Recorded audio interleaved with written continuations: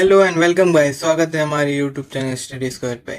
आज हम एक नया क्वेश्चन पेपर सॉल्व करने वाले हैं जो कि है MCSL 016 का सेट नंबर 1। आप यहाँ पर देख सकते हो, यहाँ पर लिखा है जो कि रिलेटेड होने वाला है हमारा internet concept and web designing का, जो कि है सेमेस्टर 4 का सब्जेक्ट। तो बेसिकली ये क्वेश्चन पेपर 50 नंबर का होने वाला है, आप यहाँ पर देख सकते हो। और इसको करने के लिए आपको 2 घंटे का टाइम मिलेगा।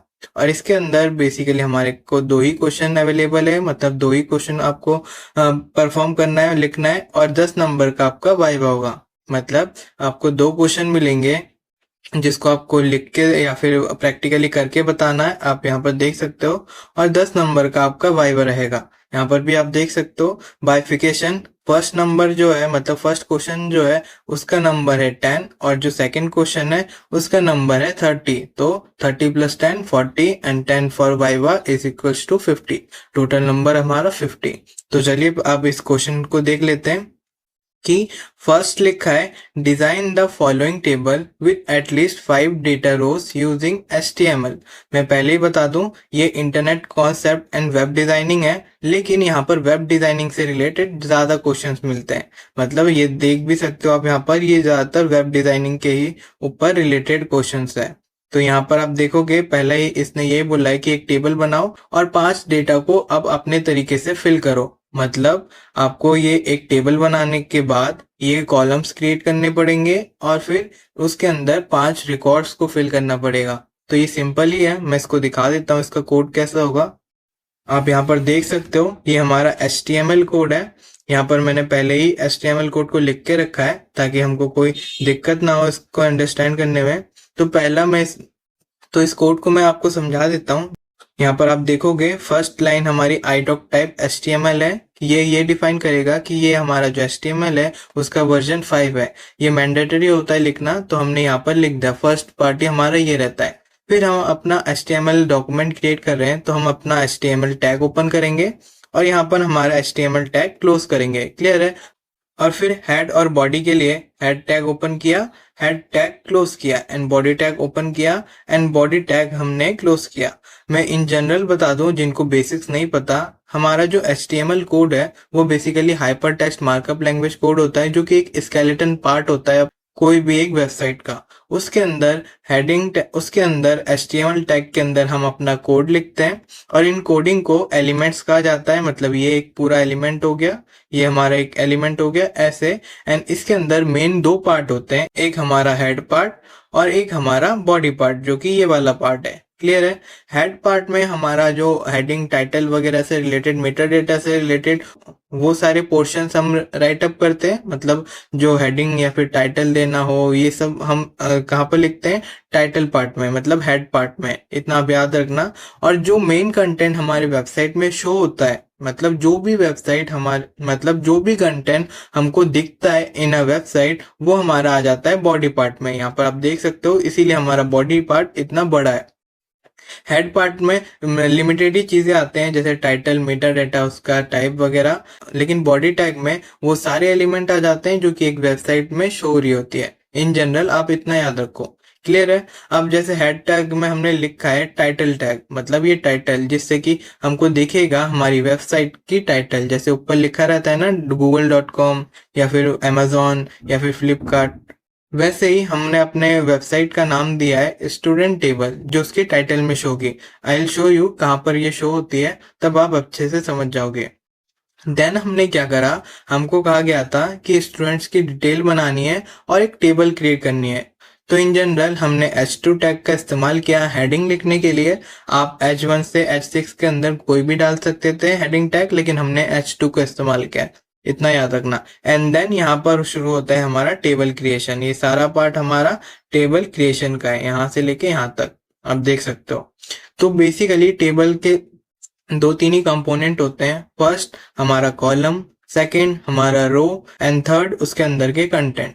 तो उनको अलग अलग टैग से हम डिनोट करते हैं। तो यहाँ पर फर्स्ट ऑफ ऑल हम टेबल टैग को लिखेंगे, जिससे कि पता चलेगा हमारा टेबल की बाउंड्री, मतलब हमारा टेबल क्रिएट हो रहा है। और यहाँ पर हमने टेबल को क्लोज कर दिया। और फिर और फिर थोड़ी बहुत इसकी बाइफिकेशंस कर दी, मतलब एडिशनल इंफॉर्मेशन लिख दी, जैसे सेल्फ स्पेसिंग इसकी 0 होगी, सेल्फ पैडिंग इसकी 8 होगी और बॉर्डर इसका 1% होगा या फिर 1 पिक्सल मान लो, जो भी है यहाँ पर हमने लिख दिया। ये नहीं भी लिखोगे तो भी चलेगा, लेकिन बॉर्डर लिखोगे तो हमारी बॉर्डर शो होगी, तो बॉर्डर लिख लेना बाय डिफॉल्ट। एंड नाउ हमको टेबल के अंदर रोज एंड कॉलम्स क्रिएट करने हैं, तो उसके लिए हम इस्तेमाल करते हैं TR. TR is use for table row. Clear है? टेबल के अंदर रो क्रिएट करने के लिए हम टीआर लिखते हैं। तो हमको फर्स्ट रो चाहिए अपने हेडिंग्स के लिए एंड रेस्ट 5 चाहिए हमारे टेबल के अंदर कंटेंट को फिल करने के लिए। तो आप देखोगे यहाँ पर हमारे पास टोटल 6 होने चाहिए, तो काउंट कर लेते हैं। 1, ये 2, वो तो क्लोजिंग टैग है, एंड ये 3 एंड ये 4 एंड ये 5 और एक यहाँ पर आ गया 6, मतलब 6 हमारे पास रोज होंगे, 5 कंटेंट के लिए और एक हेडिंग के लिए, जो कि सही है। अब यहाँ से आप चेक कर सकते हो। अब जो टेबल का हेडिंग लिखेंगे उसके लिए हम इस्तेमाल करेंगे टीएच टैग का। और हमेशा याद रखना, अगर आप इसको ओपन टैग से ओपन कर रहे हो तो क्लोजिंग टैग से इसको क्लोज भी करोगे, अगर नहीं करोगे तो ये एरर शो कर सकता है। क्लियर है? तो ये तो मैंडेटरी है बेसिक्स से HTML के। आई होप इतना तो आपको पता ही होगा, तो इसलिए मैंने पहले मेंशन नहीं किया, लेकिन अभी बता देता हूँ कि अगर आप टैग को ओपन कर रहे हो तो उस टैग को क्लोज भी करोगे, अदरवाइज ये थोड़ी बहुत एरर शो करेगा। तो हमने क्या करा, एक टेबल रो क्रिएट करी एंड उसको फिर क्लोज कर दी। मैं पहले इन सबको क्लोज कर देता हूँ, वरना आपको थोड़ी बहुत परेशानी होगी समझने में। हाँ जी, तो पहले हमने हेडिंग के लिए TH लिखा, मतलब टेबल हेडिंग पोर्शन। क्लियर है? तो पहला हेडिंग आएगा, मतलब तो पहले सेल में हेडिंग आएगा स्टूडेंट नेम, और उसी रो में दूसरे कॉलम में हेडिंग आएगा रोल नंबर, और उसी रो में तीसरे नंबर कॉलम में हेडिंग आएगा प्रोग्राम, और उसी रो में चौथे नंबर कॉलम में हेडिंग आएगा कोर्स। क्लियर है? अब ये तो होगी हमारी हेडिंग पार्ट जो हमने क्लियर कर ली, तो इसको अभी हम क्लोज कर लेते हैं। फिर उसके बाद हमको 5 रिकॉर्ड डालने हैं, तो उसके लिए हम फर्स्ट रिकॉर्ड डालने के लिए सेम प्रोसेस ही फॉलो कर रहे हैं, लेकिन यहाँ पर एक ट्विस्ट है। यहाँ पर अब हमें हेडिंग नहीं क्रिएट करनी है, उसके अंदर डेटा डालना है, तो यहाँ पर हम TD लिखते हैं, टेबल डेटा। क्लियर है? तो इसके लिए अभी हम TD लिखेंगे, TH नहीं लिखेंगे।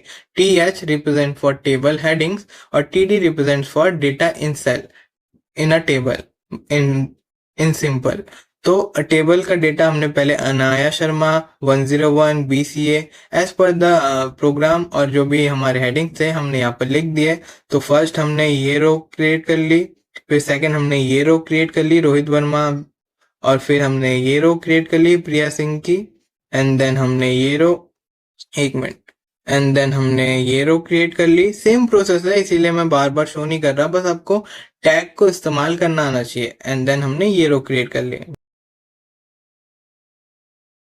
हाँ जी, तो हमने ये एक्सपेंड करके दिखा दिया कि पहला कि आप टेबल टैग ओपन करोगे एंड उसको फिर क्लोज करोगे यहाँ पर, और फिर टेबल की हेडिंग बनाने के लिए पहले एक रो क्रिएट करी यहाँ पर, और फिर हेडिंग के एलिमेंट्स लिखे TH टैग के अंदर, और फिर एक और रो क्रिएट करी यहाँ पर, और उसके अंदर टेबल डेटा के लिए TD हमने टैग इस्तेमाल किया। फिर सेम हमको और रोज चाहिए थी, तो और रोज हमने क्रिएट कर ली। क्लियर है? तो चलो इसको एक बार रन करके देख लेते हैं, इसकी आउटपुट कैसे शो होगी। हाँ जी, तो आप देख सकते हो यहाँ पर हमारा टेबल क्रिएट होके आ गया। अब एक और चीज, टाइटल कहाँ पर शो हो रही है सर? आपने कहा था टाइटल दिखाओगे, तो आप यहाँ पर देखो ऊपर स्टूडेंट टेबल लिखा हुआ आ रहा है, तो ये बेसिकली हमारा टाइटल है। जैसे मान लो अगर हम Amazon सर्च करते हैं, तो Amazon में यहाँ पर देखो टाइटल लिखा हुआ आता है, as per the web page यहाँ पर लिखा हुआ आ जाता है। होम पेज के लिए अलग आएगा, ऑल के लिए अलग आएगा, बेस्ट सेलर के लिए शायद ये चेंज हो जाए। देखो अब amazon.in बेस्ट सेलर करके लिखा हुआ आ रहा है। तो ऐसे ही हमने हमारी वेब पेज की टाइटल दी स्टूडेंट टेबल। अगर इसको आप चेंज करना चाहो तो आप यहाँ से चेंज कर सकते हो, यहाँ पर ABC डाल सकते हो, एंड देन फिर ओपन विद लाइव सर्वर करोगे। अब देख सकते हो अब यहाँ पर ABC लिख के आ गया। ये एज पर योर रिक्वायरमेंट आप कर सकते हो। क्लियर है? अब एक और चीज, हमने स्टूडेंट डिटेल्स लिखी थी S2 टैग में, जो कि यहाँ पर साफ साफ दिख रही है, एंड देन हमने अपना टेबल क्रिएट किया था। अब टेबल टैग से हमारी ये बाउंड्री क्रिएट हो जाती है, और जहाँ पर हमने 1 पिक्सल का बॉर्डर दिया था, आप यहाँ पर देख सकते हो। अगर इसको मैं 15 कर दूं तो आप देखना कैसे ये 15 इसमें असर डालेगा। तो आप देख सकते हो 15 करने के बाद 15 पिक्सल की बॉर्डर आ गई, और फिर हमने अपनी टेबल हेडिंग क्रिएट करी थी, जो कि हमारी टेबल हेडिंग यहाँ पर आ गई, और फिर हमारे ये डेटास आ गए। क्लियर है? और इसी के अंदर अगर आप थोड़े बहुत कलर भी डालना चाहते हो तो आप कलर्स भी लिख सकते हो, जिसके लिए आपको लिखना पड़ेगा स्टाइल, और कलर के लिए आप कलर लिखने के बाद यहाँ पर रेड लिख दो। तो जैसे रेड लिखोगे अब देखना इसकी कलर रेड हो जाएगी, ये देखो, तो इनकी कलर सब रेड हो गई। तो ये तो थे थोड़े बहुत चेंजेस, मतलब एडिटिंग वगैरह जो हम अपने हिसाब से कर सकते हैं, लेकिन आप नहीं भी करोगे तो भी चलेगा। बेसिक्स आप अपना कोड लिख के दे दो तो भी इनफ है। तो ये तो था हमारा फर्स्ट क्वेश्चन का पार्ट, जो कि हमने अभी करके देख लिया। एंड नाउ सेकंड क्वेश्चन, जिसके करने के हमको 30 नंबर्स मिलेंगे। तो इसमें क्या कहा गया है कि फॉलोइंग फॉर्म को आपको क्रिएट करना है, मतलब ये जो फॉर्म अवेलेबल है इसको आपको क्रिएट करना है with the using of HTML and JavaScript. मतलब यहाँ पर अब हमको HTML के साथ साथ जावास्क्रिप्ट, जो कि थोड़ी वेब पेज को डायनेमिक कर देती है, उसको भी इस्तेमाल करना है। The purpose of submit button is to enter all the fields data to a database. You must validate the fields for first name, email ID and phone using JavaScript. You should not validate this field that are not left blank. मतलब इसको create जो करना है उसके साथ साथ ये criterias को हमको फॉलो करना है कि कोई भी first name, email ID, phone number वगैरह ब्लैंक ना हो, उसमें कुछ वैल्यूज इनपुट किया जाए और वो भी वैलिड इनपुट हो। और जो हमारा सबमिट बटन होगा उसका वर्क रहेगा सारे फील्ड को डेटाबेस में पहुंचाना।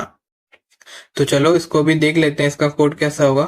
मैंने पहले से ही लिख रखा है, क्योंकि लिखने में थोड़ा टाइम लगता है तो वीडियो बहुत लॉन्ग हो जाती, तो इसीलिए मैंने पहले से ही लिख रखा है। तो पहले इनको मैं क्लोज करके आपको इजीली समझा देता हूँ। तो ये तो होता है हमारा बॉयलर कोड। अब यहाँ से समझ लेते हैं, जिसमें पहले हम डॉक्यूमेंट का टाइप मेंशन करते हैं। idoc type HTML is represents for HTML5 version. तो इतना भी याद रखना, ये idoc टाइप मतलब डॉक्यूमेंट टाइप होता है। एंड देन हमारा HTML टैग यहाँ पर ओपन होएगा तो यहाँ पर क्लोज होएगा, फिर हमारा हेडिंग टैग एंड देन हमारा बॉडी टैग।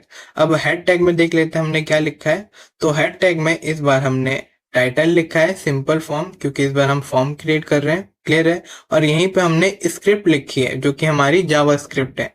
अब इसको हमने हेडिंग टैग में क्यों लिखा है, कोई बता सकता है तो प्लीज कमेंट्स में बताओ। अदरवाइज इसको हमने इसलिए हेडिंग टैग में लिखा है क्योंकि इसको लोड होने में थोड़ी टाइम लगती है। तो हम ये तो नहीं चाहेंगे ना कि हमारा कंटेंट पहले शो हो जाए और हमारी जो जावा स्क्रिप्ट वाला पार्ट है वो डिले होके शो करे, जो जिससे क्या होगा, हमारी जो वेबसाइट की परफॉर्मेंस होगी वो थोड़ी खराब रहेगी। इसीलिए हम हमेशा चाहते हैं हमारी स्क्रिप्ट पहले रन हो, जिससे इसकी जो डायनेमिक फीचर्स हो वो पहले रन हो जाए, फिर हमारी वेबसाइट्स के कंटेंट शो हो। इसी रीजन से इसको फास्ट बनाने के लिए इन सिंपलर टर्म हम अपने स्क्रिप्ट को बेसिकली हेड टैग में लिखते हैं, जिससे कि हमारी जो स्क्रिप्ट हो वो जल्दी रन हो। क्लियर है? अब इसमें क्या हो कि हमारा फॉर्म जो है वो चेक करे, तो इसको हम अभी देख लेंगे, लेकिन पहले हम अपने मेन फॉर्म पे आते हैं। इसको अभी हम डिस्कस करेंगे, लेकिन पहले हम मेन फॉर्म में आते हैं। ये है हमारा फॉर्म का HTML कोड। ये बहुत ही सिंपल है, आप इजीली समझ जाओगे। पहले हमने हेडिंग से डिफाइन किया कि हमारा स्टूडेंट फॉर्म बन रहा है, फिर हमने फॉर्म टैग को ओपन किया यहाँ पर, और फॉर्म टैग को फिर क्लोज किया जैसे हमने टेबल के साथ किया था। तो फॉर्म क्रिएट करने के लिए हमको फॉर्म टैग ओपन करना पड़ता है एंड देन क्लोज करना पड़ता है, ये आप याद रखना। फिर उसके अंदर कुछ एट्रीब्यूट्स लिखे, एट्रीब्यूट्स मतलब कुछ फंक्शंस। क्लियर है? अब इन फंक्शंस में क्या हो, पहले हमने फॉर्म का नाम बताया कि इसका नेम क्या हो, स्टूडेंट फॉर्म हो। ये इन जनरल आप लिख भी सकते हो, नहीं भी लिख सकते हो। एंड देन आता है हमारा ऑन सबमिट, मतलब जब भी हम फॉर्म को सबमिट करेंगे तो ये क्या करेगा, रिटर्न करेगा वैलिडेट फॉर्म। क्लियर है? इतना भी याद रखो। एंड देन उस फॉर्म के अंदर कौन कौन से पार्ट्स हमको अवेलेबल दिए गए हैं। फर्स्ट है हमारा लास्ट नेम, तो उसको हम लेबल टैग के अंदर लिखते हैं। आप याद रखना, आप यहाँ पर देख सकते हो सारे ही एलिमेंट्स लेबल टैग के अंदर लिखे गए हैं। लेकिन आप नहीं भी लिखोगे तो भी ये ऐसे ही वर्क करेगा, लेकिन लिखोगे तो ये बेटर प्रैक्टिस मानी जाती है। तो आप लेबल टैग ओपन करोगे एंड लेबल टैग क्लोज करोगे, और उसके अंदर हम लिखेंगे last name, middle name and then हमारा फर्स्ट नेम, क्योंकि हमारे फॉर्म में भी यही बताया गया था। आप यहाँ पर देख सकते हो, पहले लास्ट नेम, फिर middle name and then first name. यहाँ पर हमने लेबल क्रिएट कर लिया, आपको दिख रहा है, यहाँ पर हमने लेबल क्रिएट कर ली। अब इसको इनपुट करानी है तो उसके साथ ही हम लिखते हैं इनपुट टैग। यहाँ पर आप देखोगे इनपुट टैग यहाँ पर आया, एक इनपुट टैग यहाँ पर आया और एक इनपुट टैग यहाँ पर आया। क्लियर है। और इनपुट टैग के अंदर हम कुछ एट्रीब्यूट्स पास कर रहे होते हैं जो कि इन तीनों टैग में सेम है, जहां पर इसकी टाइप हो txt, मतलब इनपुट टाइप हो txt। तो मैं इन जनरल बता दूं, इनपुट के बहुत सारे टाइप्स होते हैं, जैसे txt, radio, password, check button, etc। ये अलग अलग टाइप्स होते हैं। आपने HTML पढ़ा होगा तो आपको पता होगा। तो हमने इसका टाइप दे दिया txt, मतलब लिखने का बॉक्स यहाँ पर ओपन होगा इनपुट के लिए। एंड देन ये क्या कंसीडर करेगा, लास्ट नेम। क्लियर है, ये हमारे डेटाबेस से रिलेटेड होगा। तो यहाँ पर हमने इसका नाम दे दिया लास्ट नेम एंड दो br टैग लिखे हर एक में। br टैग ये रिप्रेजेंट करता है कि यहाँ पर थोड़ा ब्रेक दिया जाए। br रिप्रेजेंट फॉर ब्रेक, मतलब लाइन में थोड़ी ब्रेकिंग है। यहाँ पर 2 बार लिखा है तो 2 लाइन छोड़ के फिर ये रन होगी। क्लियर है, अदरवाइज स्पेस यहाँ पर काउंट नहीं होते। अब जैसे भी लिखो, इस एक खत्म होगा तो दूसरा स्टार्ट हो जाएगा। तो स्पेसिंग के लिए हम br टैग इस्तेमाल करते हैं। फिर सेम हमने ये क्रिएट किया एंड देन हमारा फर्स्ट नेम भी ऐसे ही क्रिएट किया। आई होप इसको समझने में आपको कोई परेशानी नहीं होगी। एंड देन हम ईमेल की हम अपना label tag open and close करते हैं एंड देन इसका टाइप दे देते हैं ईमेल। जैसे यहाँ पर हमने txt दिया, यहाँ पर हमने इसका टाइप दे दिया ईमेल। यही आपको बताएगा कि ये ईमेल के अकॉर्डिंग वैल्यू पास कर रहा है या फिर नहीं कर रहा है यूजर। अगर आप यहाँ पर txt लिखते हैं तो ईमेल क्राइटेरिया में वो आपको वैलिडेट नहीं कर पाता, उसमें आपको थोड़ी परेशानी होती है, क्योंकि हमारे क्वेश्चन में बताया भी गया है कि वैलिडेट करना है। क्लियर है। फिर इसको हमने नेम दे दिया ईमेल, फिर br टैग, मतलब 2 लाइन छोड़ दे। फिर फोन के लिए हमने txt ही इस्तेमाल किया एंड इसका नाम दे दिया। और एक कमेंट के लिए आप याद रखना कि यहाँ पर हमने टेक्स्ट एरिया लिखा है, इनपुट नहीं दिया। क्यों नहीं दिया, क्योंकि हमको एज एन इनपुट इसका कमेंट नहीं चाहिए। बस ये कमेंट करना चाहे तो कर सकता है, इसीलिए हमने बस इसको एक टेक्स्ट एरिया चाहिए। अब कौन क्या कमेंट कर रहा है, हमको अपने डेटाबेस में क्यों ही इंक्लूड करना है, इसीलिए बस हमने इसको बस एक टेक्स्ट एरिया दे दिया, जिसमें इसका नाम दे दिया हमने कमेंट, जिसके पास रो हो 4, कॉलम्स हो 30। इस स्पेस के अंदर वो जो चाहे लिख दे एंड देन हम अपने टैग को क्लोज कर देते हैं एंड 2 स्पेस के लिए br लिख देते हैं। अब ये जो भी हमने इनपुट लिया through out the last name से लेके कमेंट्स तक, ये कब सबमिट हो, जब ये वाला बटन कॉल हो। मतलब हमने एक और इनपुट लिया जिसमें हमने टाइप दिया सबमिट का। क्लियर है, मतलब ये होती है हमारी सबमिट बटन। यहाँ पर रीसेट बटन भी आ सकता है, सबमिट भी आ सकता है। उसकी वैल्यू दी सबमिट। वैल्यू क्या होता है हम अभी बताएंगे। तो बेसिकली आप इतना ध्यान दो इस कोड में कि ये होता है हमारा फॉर्म का लेआउट, जिसमें हम लेबल दिखाते हैं। लास्ट नेम चाहिए तो लास्ट नेम, और लास्ट नेम जब वो टाइप करेगा कहाँ पर करेगा उसके लिए एक एरिया प्रोवाइड करते हैं। तो थ्रू आउट द फॉर्म हमने ऐसे क्रिएट कर लिया। एंड चलो अब स्क्रिप्ट की बात कर लेते हैं। तो स्क्रिप्ट में हमने एक चेक फॉर्म बनाया है, एक फंक्शन है ये बेसिकली, जिसका काम होगा अगर कोई भी स्पेस हो, मतलब जिसका काम होगा कि अगर कोई भी एलिमेंट ब्लैंक हो तो अलर्ट कर दे इट इज ब्लैंक। तो इसी के लिए हमने सब चीजों में सेम ही कमांड को इस्तेमाल किया है। इसमें आप देख सकते हो, इफ अगर document.myform.firstname.value is equals to blank, मतलब डॉक्यूमेंट जो हम बना रहे हैं उसके अंदर माई फॉर्म है, ये वाला हमारा माई फॉर्म, ये वाला हमारा फॉर्म, उसके अंदर फर्स्ट नेम, अगर उसके अंदर एक फर्स्ट नेम का कॉलम है और उसकी वैल्यू, अगर उसकी वैल्यू का है, यहाँ पर वैल्यू बेसिकली जो इनपुट हम लिखते हैं, मतलब यहाँ पर जो इनपुट यूजर देगा, अगर वो वैल्यू एम्प्टी है तो क्या कर दे, अलर्ट कर दे first name can not be blank. Same इसके साथ भी हो और सेम इसके साथ भी हो। क्लियर है। तो इसके लिए हमने ये एक तरीके का चेक फॉर्म हो जाता है कि अगर यूजर ने कुछ नहीं लिखा तो एक अलर्ट पॉपअप शो हो जाएगा जो कि बताएगा कि ये पोर्शन आपको ब्लैंक नहीं छोड़ना।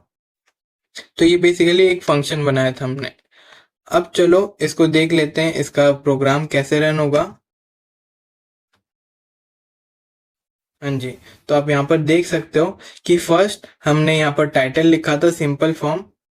आप यहाँ पर देख सकते हो सिंपल फॉर्म, हमने जो टाइटल लिखा था वो आ गया। फिर हमने हेडिंग लिखी थी ये वाली, हेडिंग फॉर्म मतलब स्टूडेंट फॉर्म, ये आगे स्टूडेंट फॉर्म।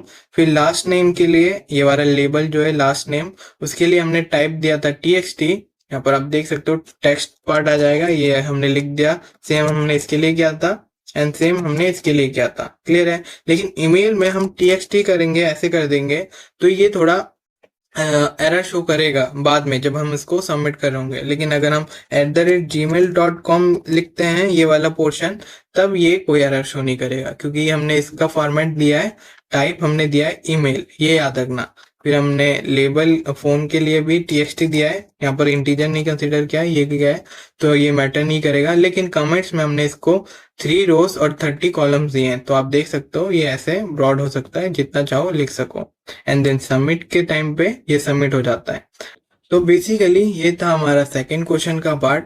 तो अगर आपका वेबसाइट एसक्यूएल को सपोर्ट कर रहा है तो आपकी ये जो डेटा है वो जाके आपके सर्वर मतलब डेटाबेस में जाके सेव हो जाएगी, वो आपका अलग ही कॉन्सेप्ट है। तो इन जनरल जो हमसे पूछा गया था उसके लिए हमको यही कमांड्स को लिखने थे, जहां पर हमको ये फॉर्मेट और फॉर्म को क्रिएट करना था। तो ये था हमारा सेकंड क्वेश्चन का आंसर। आई होप आपको समझ में आया हो। तो आज के लिए इतना ही था गाइस, मिलते हैं किसी और वीडियो में।